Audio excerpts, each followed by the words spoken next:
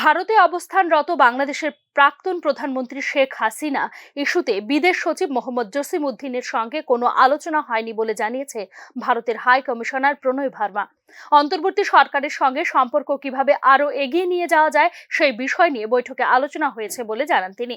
উল্লেখ্য, বাংলাদেশের শেখ হাসিনা পদত্যাগের পর দিল্লির সঙ্গে ঢাকার সম্পর্ক কিছুটা অম্লমধুর। শেখ হাসিনা সরকারের সঙ্গে যেখানে দু দেশের সম্পর্কে ব্যাপক উন্নতি হয়েছিল, বর্তমানে সেই সম্পর্কে কিছুটা হলেও শিথিল বলে মনে করছেন রাজনৈতিক পণ্ডিতরা। দুদেশের নিরাপত্তা উন্নয়ন নিয়ে বৈঠকে বিস্তারিত আলোচনা হয়েছে বলে সাংবাদিকদের জানান হাই কমিশনার প্রণয় ভার্মা। তবে বাংলাদেশিদের জন্য খুব সহসা ভারতের পর্যটক ভিসা চালু না হওয়ার ইঙ্গিত দিয়েছেন ঢাকায় নিযুক্ত দেশটির হাই কমিশনার প্রণয় ভার্মা। ভারতের পর্যটক ভিসা পুনরায় চালুর বিষয়ে করা এক প্রশ্নের জবাবে প্রণয় ভার্মা বলেন, এখন যাদের জরুরি প্রয়োজন তাদের ভিসা দেওয়া হচ্ছে, কারণ আমাদের লোকবল কম। আমাদের কার্যক্রম স্বাভাবিক হলে এটি শুরু করা সম্ভব হবে বলে জানিয়েছেন প্রণয় ভার্মা।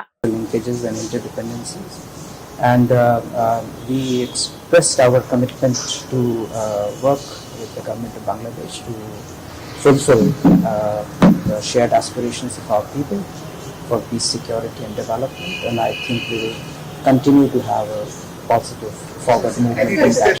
ভারত বাংলাদেশের পারস্পরিক নির্ভরশীলতার সম্পর্ক আরো এগিয়ে নিয়ে যাওয়ার উপর জোর দেন ভারতের হাই কমিশনার প্রণয় ভার্মা। ঢাকা থেকে মনির হোসেনের রিপোর্ট, নিউজ নাও।